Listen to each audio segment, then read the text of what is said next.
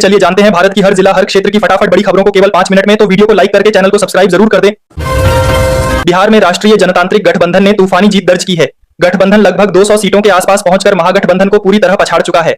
जनता ने नीतीश कुमार और नरेंद्र मोदी की जोड़ी पर जबरदस्त भरोसा जताया है और साफ संदेश दे दिया है कि बिहार में अब केवल विकास पर चलने वाली सरकार ही चलेगी। बिहार चुनाव को लेकर राहुल गांधी ने फिर चोरी का आरोप लगाया है। उनका कहना है कि कई सीटों पर गिनती में गड़बड़ी हुई और बढ़त अचानक गायब कर दी गई। महागठबंधन ने चुनाव आयोग से जांच की मांग करते हुए कहा, लोकतंत्र में वोट की चोरी बर्दाश्त नहीं होगी। तेजस्वी यादव ने आरोप लगाया कि भाजपा के इशारे पर चुनाव आयोग पूरा खेल चला रहा है और जहां जहां महागठबंधन बढ़त बना रही है वहां की वेबसाइट को अपडेट तक नहीं किया जा रहा है, जिससे चुनावी प्रक्रिया पर गंभीर सवाल खड़े हो रहे हैं। अखिलेश यादव ने बिहार नतीजों पर कहा कि साहब ने बिहार में जो खेल करवाया है वह उत्तर प्रदेश और किसी अन्य राज्य में अब नहीं चल पाएगा, क्योंकि जनता सच समझ चुकी है।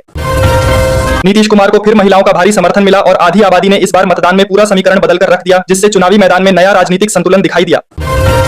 अखिलेश यादव ने महागठबंधन की हार पर दोबारा कहा कि साहब ने जो चाल बिहार में चली वह अब दूसरे राज्यों में नहीं चलेगी, क्योंकि पूरी चुनावी साजिश का पर्दाफाश हो चुका है।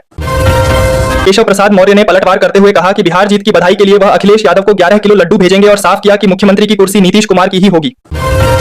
केंद्रीय मंत्री गिरिराज सिंह ने राहुल गांधी और तेजस्वी यादव पर हमला बोलते हुए कहा कि तेजस्वी को तो मोहल्ले का आदमी तक नहीं पहचानता और राजनीति में उनकी जमीन लगातार कमजोर हो रही है। वोटों की गिनती के बाद गिरिराज सिंह ने तंज कसते हुए कहा कि राहुल गांधी को अब वृद्धा पेंशन मिलने लायक स्थिति बन गई है, क्योंकि जनता उन्हें पूरी तरह नकार चुकी है। हिमाचल में ओवैसी की पार्टी ने इस बार जोरदार प्रदर्शन किया और एआईएमआईएम ने अपनी ताकत दिखाते हुए महागठबंधन को भारी नुकसान पहुंचा दिया, जिससे पूरे क्षेत्र का राजनीतिक समीकरण हिल गया। अमित शाह ने कहा कि यह जनादेश विकसित बिहार में भरोसा रखने वाले हर बिहारवासी की जीत है। उन्होंने आरोप लगाया कि राहुल गांधी के नेतृत्व में कांग्रेस आखिरी पायदान पर पहुंच चुकी है और जनता ने इसे स्पष्ट कर दिया है।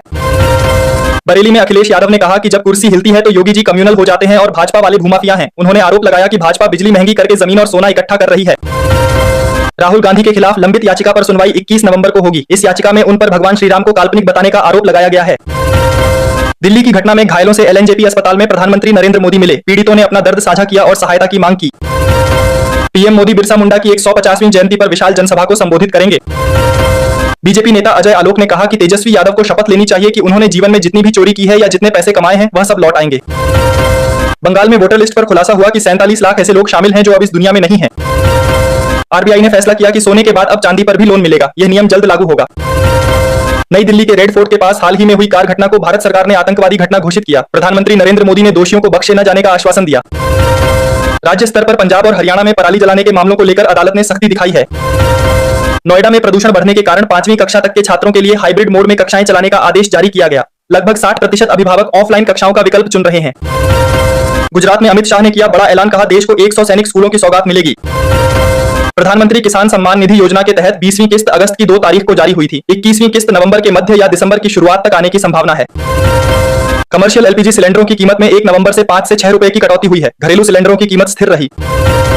ई श्रम कार्ड योजना के तहत असंगठित क्षेत्र के श्रमिकों को 45 वर्ष की आयु के बाद 3000 रुपए प्रतिमाह की गारंटीड पेंशन मिल रही है। इसके अलावा कुछ राज्यों में आपदा या संकट की स्थिति में श्रमिकों के बैंक खातों में 1000 से 1500 रुपए तक की एकमुश्त सहायता भी भेजी जाती है। लखनऊ, नोएडा और यूपी के 5 शहरों में 15 नवंबर से नई बिजली व्यवस्था लागू होगी। यूपीपीसीएल ने इसकी पुष्टि की है। एसआईआर के 9 दिन में चुनाव आयोग ने 42 करोड़ फॉर्म बांटे। मध्य प्रदेश और छत्तीसगढ़ में काम धीमा और गुजरात में तेज है। मतदाता रिकॉर्ड खोजने में दिक्कत आ रही है। यूपी में पात्र लाभार्थियों को योजना का लाभ ढूंढकर मिलेगा। सीएम योगी आदित्यनाथ ने अधिकारियों को इसके लिए सख्त निर्देश दिए हैं। सीएम योगी आदित्यनाथ के निर्देशन में कुंभ नगरी प्रयागराज में जापानी और भारतीय स्थापत्य कला की साझी विरासत का संगम होगा।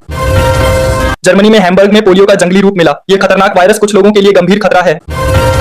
मैया सम्मान योजना की 16वीं किस्त नवंबर के आखिर में लगभग 32 लाख महिलाओं के बैंक खातों में भेजी जाएगी। लाभार्थियों से कहा गया है कि अपने बैंक और ई-केवाईसी अपडेट करें। भारत में लगभग 3 में से 1 छात्र निजी कोचिंग लेता है, खासकर शहरी इलाकों में। नंदन नीलेकनी ने कहा कि एआई शिक्षा और कृषि में बड़े बदलाव लाएगा। झारखंड में ठंड ने दस्तक दे दी है। राज्य के 7 जिलों में शीतलहर चल रही है और मौसम विभाग ने येलो अलर्ट जारी किया है। पहाड़ों से आने वाली ठंडी हवाओं ने पूरे प्रदेश को कंपा दिया है। कई इलाकों में तापमान 10 डिग्री सेल्सियस से नीचे पहुंच गया है और आने वाले दिनों में पारा और गिरने की संभावना जताई गई है। दिल्ली में आज हवा बेहद खराब रही। एयर क्वालिटी इंडेक्स करीब 400 के आसपास दर्ज हुआ, जो गंभीर स्तर माना जाता है। लगातार 3 दिनों से जहरीला धुआं फैला है और ठंडी मौसम में हवा न चलने से हालात और बिगड़ रहे हैं। गाड़ियों का धुआं, औद्योगिक प्रदूषण और पराली का असर मिलकर राजधानी की हवा को खतरनाक बना रहे हैं। डॉक्टरों ने मास्क लगाने, बच्चों और बुजुर्गों को बाहर कम निकालने और केवल जरूरत में ही बाहर जाने की सलाह दी है। संजय राउत ने प्रतिक्रिया देते हुए कहा कि बिहार चुनाव के नतीजे चौंकाने वाले नहीं हैं। उन्होंने चुनाव आयोग और भाजपा पर सांठगांठ का आरोप लगाया और कहा कि पूरी प्रक्रिया पर सवाल उठ रहे हैं। बिहार में मतगणना के शुरुआती रुझानों को देखकर विपक्ष बौखलाया नजर आया। कर्नाटक के मुख्यमंत्री सिद्धारमैया ने भी कहा कि यहां वोट चोरी हो रही है और पूरे सिस्टम पर फिर से प्रश्न चिन्ह लगा दिया। योगी सरकार ने वृद्धावस्था पेंशन पर बड़ा निर्णय लेते हुए कैबिनेट में प्रस्ताव पास किया है, जिससे 70 लाख से ज्यादा बुजुर्गों को सीधा आर्थिक लाभ मिलने वाला है और सामाजिक सुरक्षा मजबूत होगी। बिहार में बीजेपी एनडीए की जीत पर जोरदार जश्न शुरू हो गया है। पटना में कार्यकर्ता मिठाइयां बांट रहे हैं और दिल्ली में प्रधानमंत्री नरेंद्र मोदी 6 बजे बीजेपी मुख्यालय पहुंचने वाले हैं। माहौल पूरी तरह उत्साह से भरा है। कांग्रेस नेता राहुल गांधी ने केंद्र सरकार पर बड़ा हमला करते हुए कहा कि नरेंद्र मोदी भाषण तो बहुत देते हैं, लेकिन रोजगार और महंगाई जैसे मुद्दों पर हमेशा चुप रहते हैं। उन्होंने कहा कि बिहार अब नफरत नहीं, काम की राजनीति चाहता है। अगर वोट चोरी नहीं हुई तो इस बार महागठबंधन की सरकार बनेगी। प्रधानमंत्री नरेंद्र मोदी ने बिहार में एक जनसभा को संबोधित करते हुए कहा कि बिहार अब जंगल राज नहीं, विकास राज चाहता है। किसान, युवा और महिलाएं सब एनडीए के साथ हैं। उन्होंने कहा कि पहले की सरकारें परिवार के लिए थीं, जबकि हमारी सरकार गरीबों के लिए काम कर रही है। बिहार ने ठान लिया है, कमल ही खिलेगा।